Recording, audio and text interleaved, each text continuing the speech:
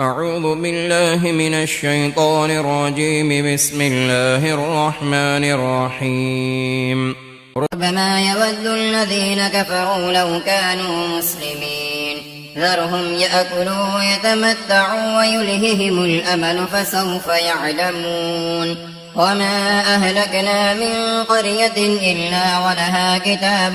معلوم ما تسبق من أمة أجلها وما يستأخرون. وقالوا يا أيها الذي نزل عليه الذكر إنك لمجنون لو ما تأتينا بالملائكة إن كنت من الصادقين ما ننزل الملائكة إلا بالحق وما كانوا إذا منظرين.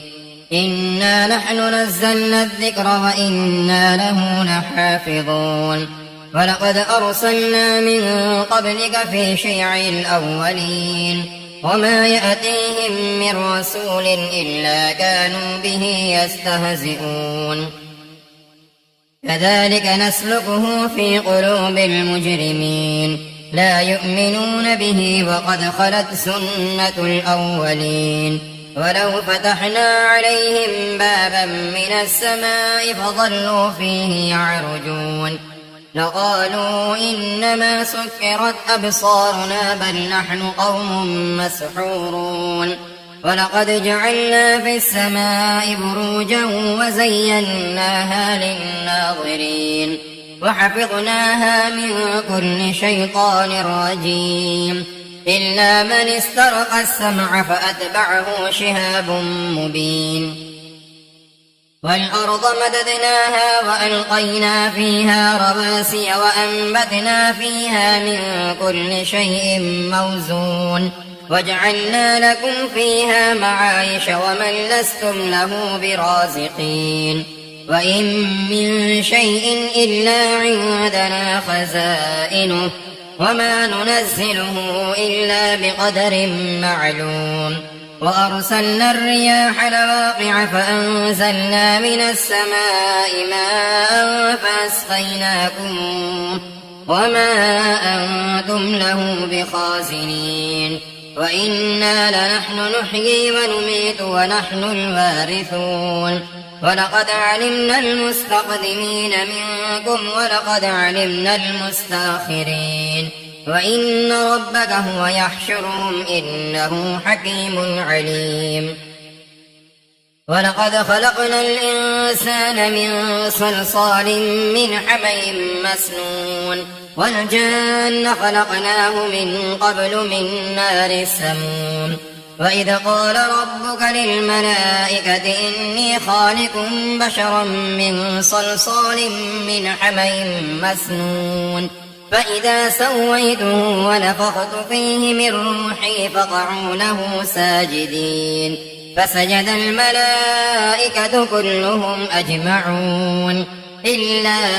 إبليس أبى أن يكون مع الساجدين. قال يا إبليس ما لك ألا تكون مع الساجدين؟ قال لم أقل لأسجد لبشر خلقته من صلصال من حمإ مسنون. قال فاخرج منها فإنك رجيم وإن عليك اللعنة إلى يوم الدين. قال رب فأنظرني إلى يوم يبعثون. قال فإنك من المنظرين إلى يوم الوقت المعلوم. قال رب بما أغويتني لأزينن لهم في الأرض ولأغوينهم أجمعين إلا عبادك منهم المخلصين. قال هذا صراط علي مستقيم. إن عبادي ليس لك عليهم سلطان إلا من اتبعك من الغاوين. وإن جهنم لموعدهم أجمعين لها 7 أبواب لكل باب منهم جزء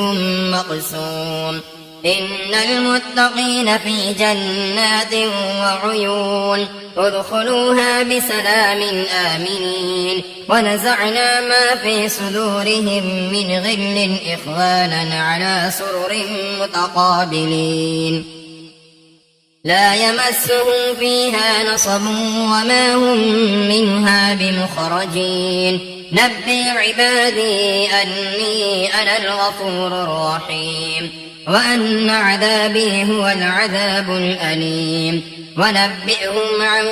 ضيف إبراهيم إذ دخلوا عليه فقالوا سلاما قال إنا منكم وجلون قالوا لا توجل إنا نبشرك بغلام عليم قال أبشرتموني على أن مسني الكبر فبم تبشرون قالوا بشرناك بالحق فلا تكن من القانتين قال ومن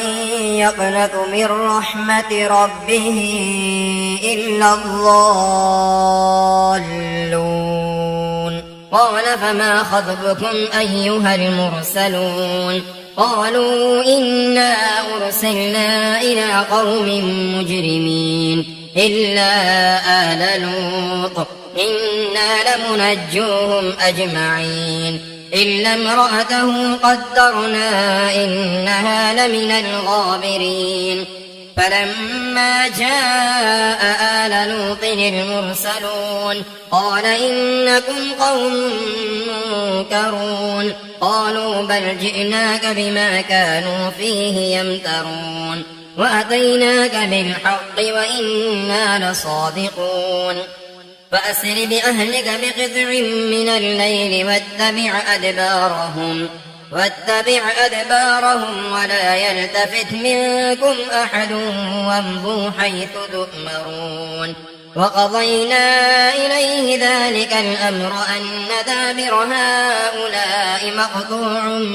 مصبحين وجاء أهل المدينة يستبشرون قال إن هؤلاء ضيفي فلا تفضحون واتقوا الله ولا تخزون قالوا أولم ننهك عن العالمين قال هؤلاء بناتي إن كنتم فاعلين لعمرك إنهم لفي سكرتهم يعمهون فأخذتهم الصيحة مشركين فجعلنا عاليها سافلها وأمطرنا عليهم حجارة من سجيل إن في ذلك لآيات للمتوسمين وإنها لبسبيل مقيم إن في ذلك لآية للمؤمنين وإن كان أصحاب الأيكة لظالمين فانتقمنا منهم وإنهما لبإمام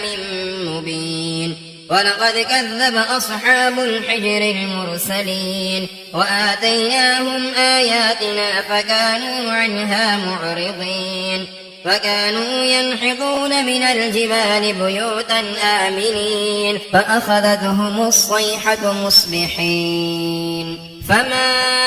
أغنى عنهم ما كانوا يكسبون وما خلقنا السماوات والأرض وما بينهما إلا بالحق وإن الساعة لآتية فاصفح الصفح الجميل إن ربك هو الخلاق العليم ولقد آتيناك 7 من المثاني والقرآن العظيم لا تمدن عينيك إلى ما متعنا به أزواجا منهم ولا تحزن عليهم واخفض جناحك للمؤمنين وقل إني أنا النذير المبين كما أنزلنا على المقتسمين الذين جعلوا القرآن عضين فوربك لنسألنهم أجمعين عما كانوا يعملون فاصدع بما تؤمر وأعرض عن المشركين إنا كفيناك المستهزئين الذين يجعلون مع الله إلها آخر فسوف يعلمون ولقد نعلم أنك يضيق صدرك بما يقولون فسبح بحمد ربك وكن من الساجدين واعبد ربك حتى يأتيك اليقين. بسم الله الرحمن الرحيم. أتى أمر الله فلا تستعجلوا سبحانه وتعالى عما يشركون. ينزل الملائكة بالروح من أمره على من يشاء من عباده أن أنذروا أنه لا إله إلا أنا فاتقون. خلق السماوات والأرض بالحق تعالى عما يشركون. خلق الإنسان من نطفة فإذا هو خصيم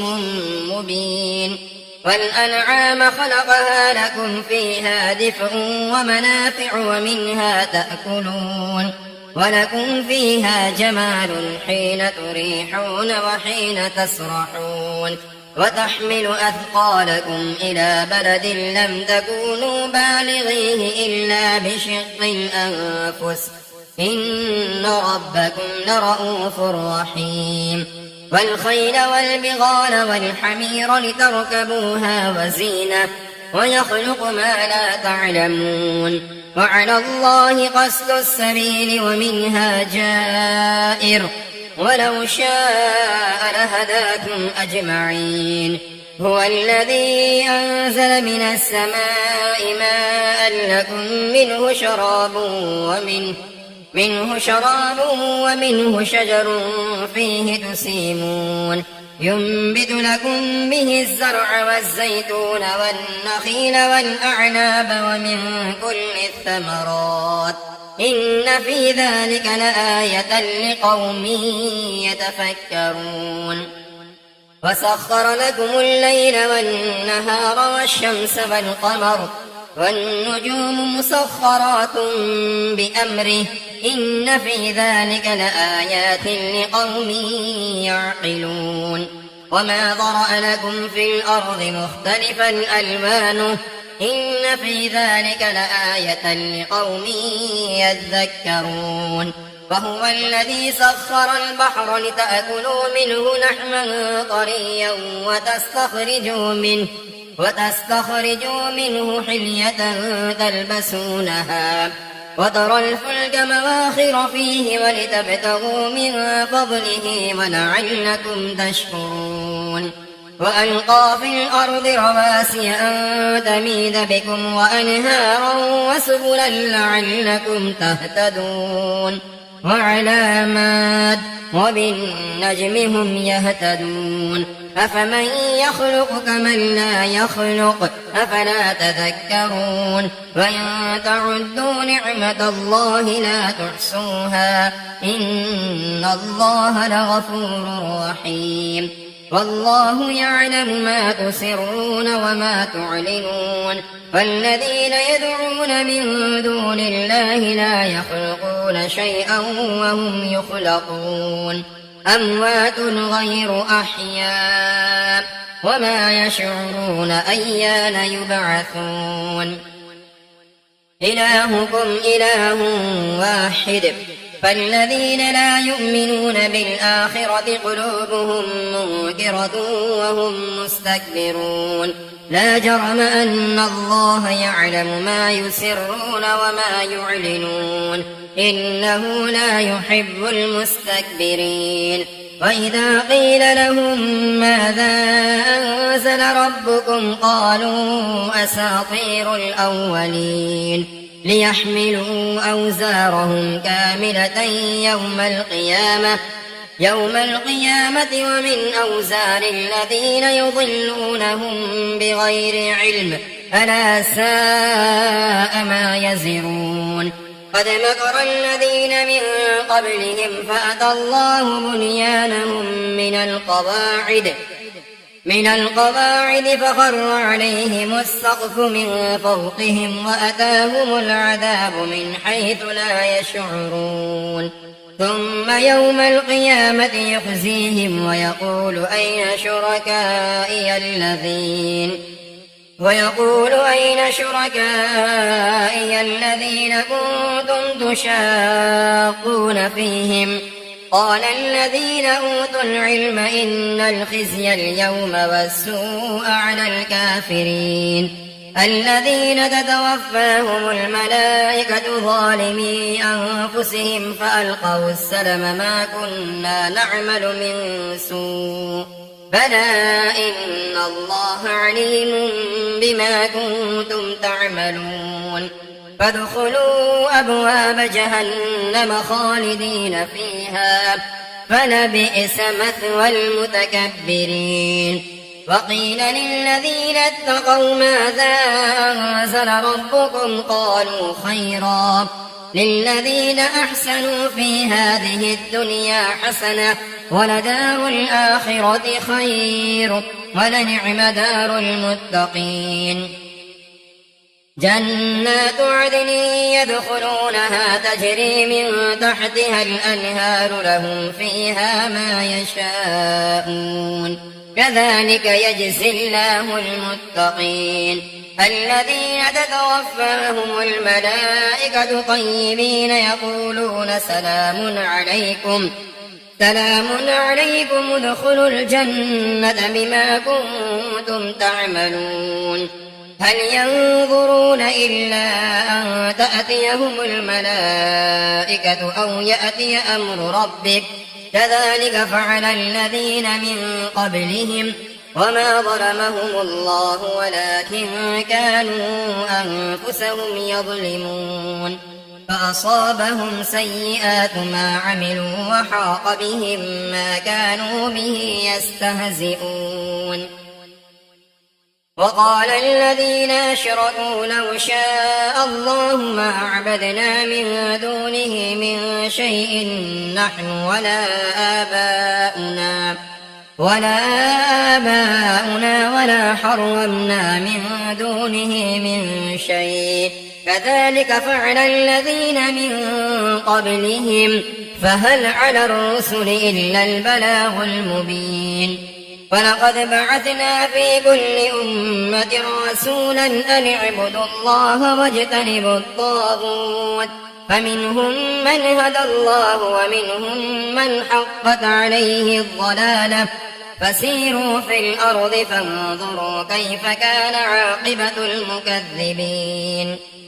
إن تحرص على هداهم فإن الله لا يهدي من يضل وما لهم من ناصرين وأقسموا بالله جهد أيمانهم لا يبعث الله من يموت بلى وعدا عليه حقا ولكن أكثر الناس لا يعلمون ليبين لهم الذي يختلفون فيه وليعلم الذين كفروا أنهم كانوا كاذبين إنما قولنا لشيء إذا أردناه أن نقول له كن فيكون والذين هاجروا في الله من بعد ما ظلموا لنبوئنهم في الدنيا حسنة ولأجر الآخرة أكبر لو كانوا يعلمون الذين صبروا وعلى ربهم يتوكلون وما أرسلنا من قبلك إلا رجالا نوحي إليهم فاسألوا أهل الذكر إن كنتم لا تعلمون بالبينات والزبر وأنزلنا إليك الذكر لتبين للناس ما نزل إليهم ولعلهم يتفكرون أفأمن الذين مكروا السيئات أن يخسف الله بهم الأرض أو يأتيهم العذاب من حيث لا يشعرون أو يأخذهم في تقلبهم فما هم بمعجزين أو يأخذهم على تخوف فإن ربكم لرؤوف رحيم أولم يروا إلى ما خلق الله من شيء يتفيأ ظلاله عن اليمين والشمائل سجدا لله وهم داخرون ولله يسجد ما في السماوات وما في الأرض من دابة والملائكة وهم لا يستكبرون يخافون ربهم من فوقهم ويفعلون ما يؤمرون وقال الله لا تتخذوا إلهين اثنين إنما هو إله واحد فإياي فارهبون وله ما في السماوات والأرض وله الدين واصبا أفغير الله تتقون وما بكم من نعمة فمن الله ثم إذا مسكم الضر فإليه تجأرون ثم إذا كشف الضر عنكم إذا فريق منكم بربهم يشركون ليكفروا بما آتيناهم فتمتعوا فسوف تعلمون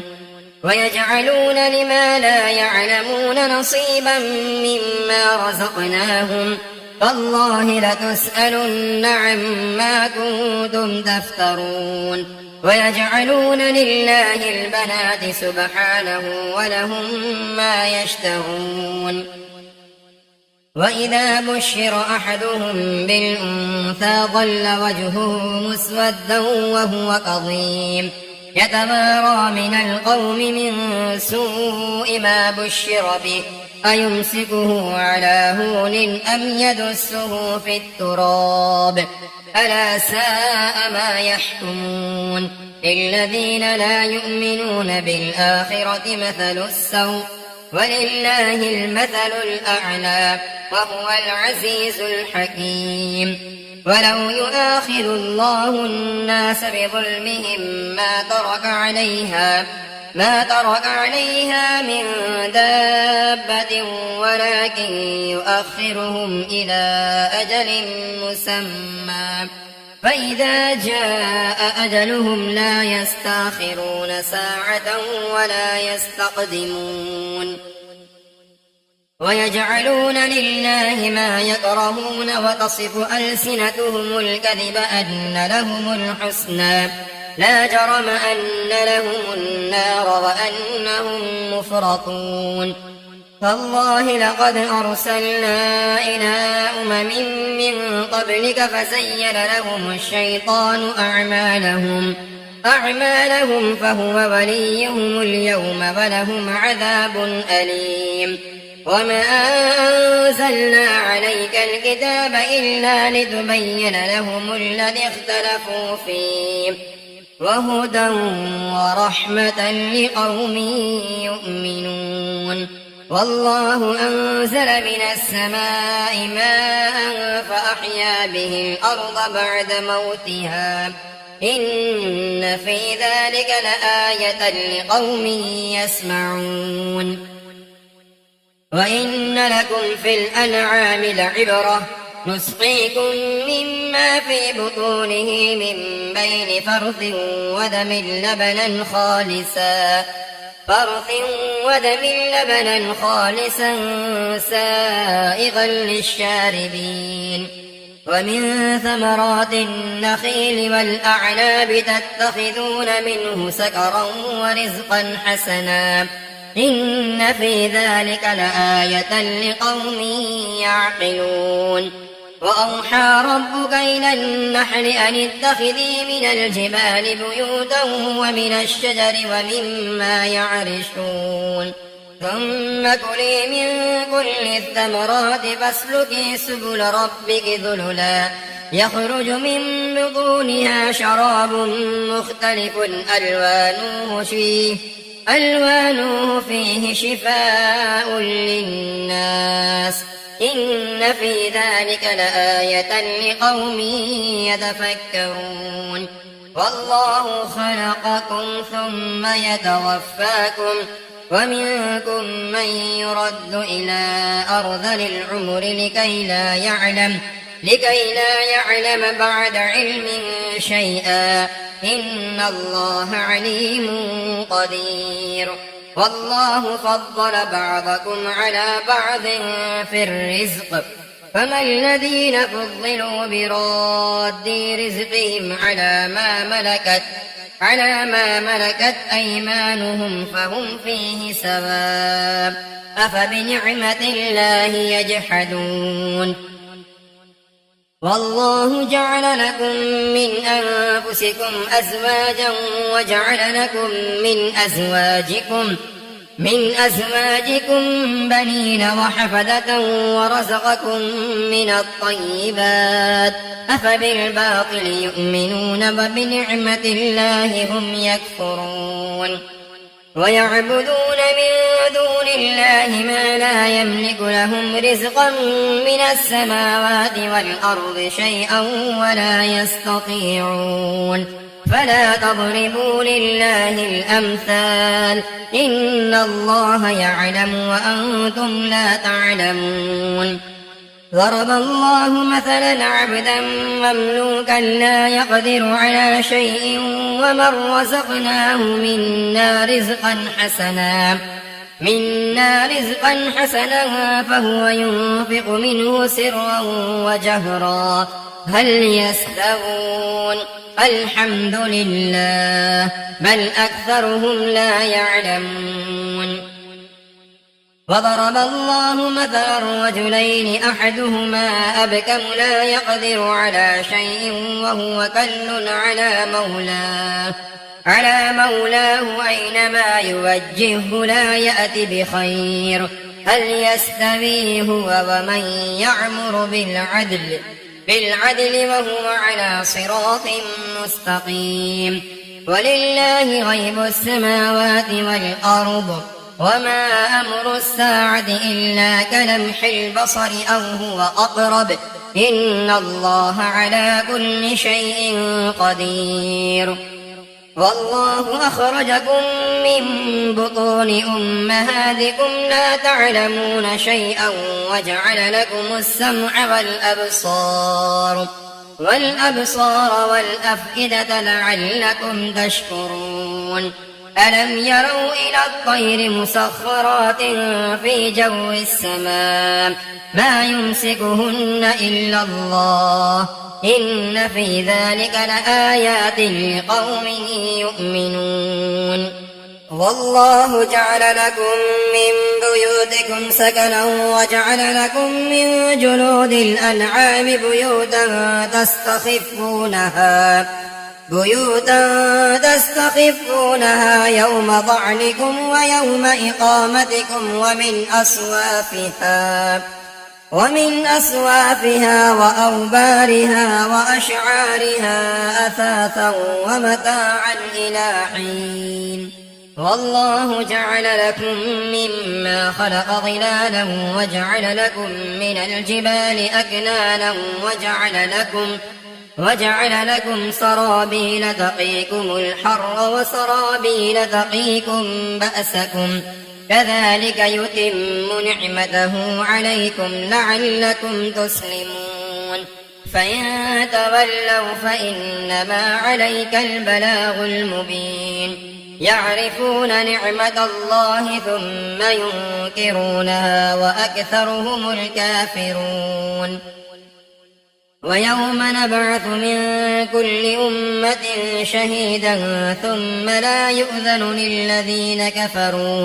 للذين كفروا ولا هم يستعتبون وإذا رأى الذين ظلموا العذاب فلا يخفف عنهم ولا هم ينظرون وإذا رأى الذين أشركوا شركاءهم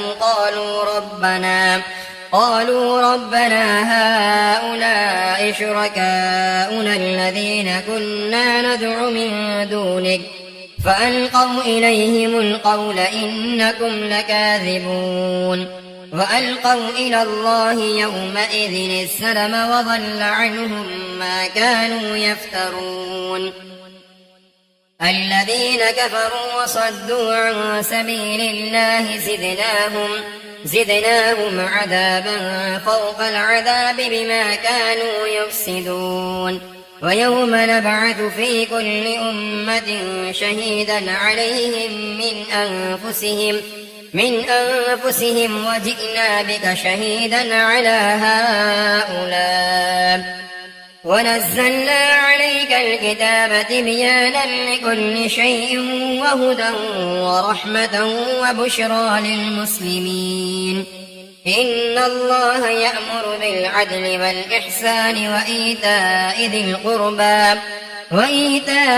ذي القربى وينهى عن الفحشاء والمنكر والبغي يعظكم لعلكم تذكرون وأوفوا بعهد الله إذا عاهدتم ولا تنقضوا الأيمان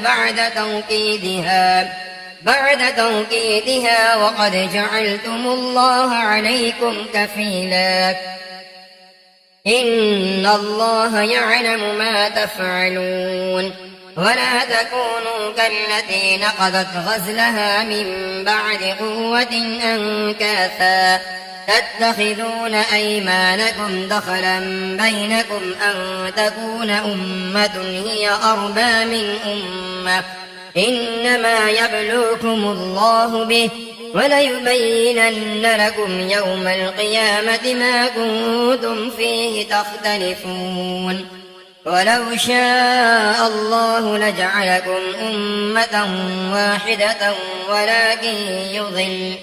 ولكن يضل من يشاء ويهدي من يشاء ولتسألن عما كنتم تعملون ولا تتخذوا أيمانكم دخلا بينكم فتزل قدم بعد ثبوتها وتذوقوا السوء بما صددتم عن سبيل الله ولكم عذاب عظيم ولا تشتروا بعهد الله ثمنا قليلا إنما عند الله هو خير لكم إن كنتم تعلمون ما عندكم ينفد وما عند الله باق ولنجزين الذين صبروا أجرهم بأحسن ما كانوا يعملون من عمل صالحا من ذكر أو أنثى وهو مؤمن فلنحيينه حياة طيبة ولنجزينهم أجرهم بأحسن ما كانوا يعملون فإذا قرأت القرآن فاستعذ بالله من الشيطان الرجيم إنه ليس له سلطان على الذين آمنوا وعلى ربهم يتوكلون إنما سلطانه على الذين يتولونه والذين هم به مشركون وإذا بدلنا آية مكان آية والله أعلم بما ينزل قالوا إنما أنت مفتر بل أكثرهم لا يعلمون قل نزله روح القدس من ربك بالحق ليثبت الذين آمنوا وهدى وبشرى للمسلمين ولقد نعلم أنهم يقولون إنما يعلمه بشر لسان الذي يلحدون إليه أعجمي وهذا لسان عربي مبين إن الذين لا يؤمنون بآيات الله لا يهديهم الله ولهم عذاب أليم إنما يفتري الكذب الذين لا يؤمنون بآيات الله وأولئك هم الكاذبون من كفر بالله من بعد إيمانه إلا من أكره وقلبه مطمئن بالإيمان بالإيمان ولكن من شرح بالكفر صدرا فعليهم غضب من الله ولهم عذاب عظيم ذلك بأنهم استحبوا الحياة الدنيا على الآخرة وأن الله لا يهدي القوم الكافرين أولئك الذين طبع الله على قلوبهم وسمعهم وأبصارهم وأولئك هم الغافلون لا جرم أنهم في الآخرة هم الخاسرون ثم إن ربك للذين هاجروا من بعد ما فتنوا ثم جاهدوا وصبروا إن ربك من بعدها لغفور رحيم يوم تأتي كل نفس تجادل عن نفسها وتوفى كل نفس ما عملت وهم لا يظلمون وضرب الله مثلا قرية كانت آمنة مطمئنة يأتيها رزقها رغدا من كل مكان فكفرت بأنعم الله فأذاقها الله لباس الجوع والخوف بما كانوا يصنعون ولقد جاءهم رسول منهم فكذبوه فأخذهم العذاب وهم ظالمون فكلوا مما رزقكم الله حلالا طيبا واشكروا نعمة الله إن كنتم إياه تعبدون إنما حرم عليكم الميتة والدم ولحم الخنزير وما أهل لغير الله به فمن اضطر غير باغ ولا عاد فإن الله غفور رحيم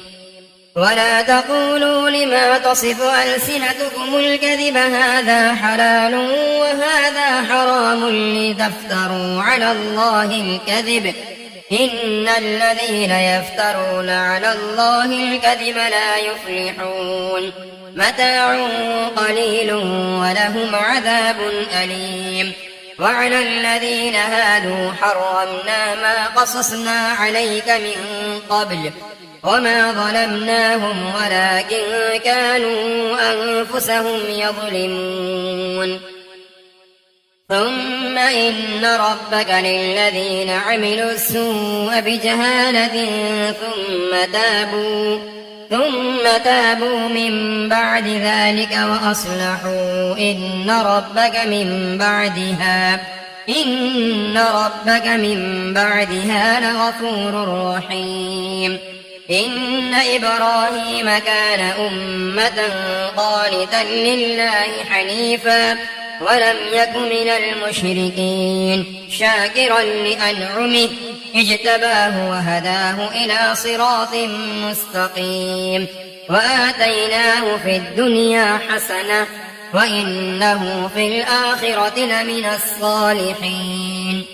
ثم أوحينا إليك أن اتبع ملة إبراهيم حنيفا وما كان من المشركين إنما جعل السبت على الذين اختلفوا فيه وإن ربك ليحكم بينهم يوم القيامة فيما كانوا فيه يختلفون ادع إلى سبيل ربك بالحكمة والموعظة الحسنة وجادلهم بالتي هي أحسن إن ربك هو أعلم بمن ضل عن سبيله وهو أعلم بالمهتدين وإن عاقبتم فعاقبوا بمثل ما عوقبتم به ولئن صبرتم لهو خير للصابرين واصبر وما صبرك إلا بالله ولا تحزن عليهم ولا تك في ضيق مما يمكرون إن الله مع الذين اتقوا والذين هم محسنون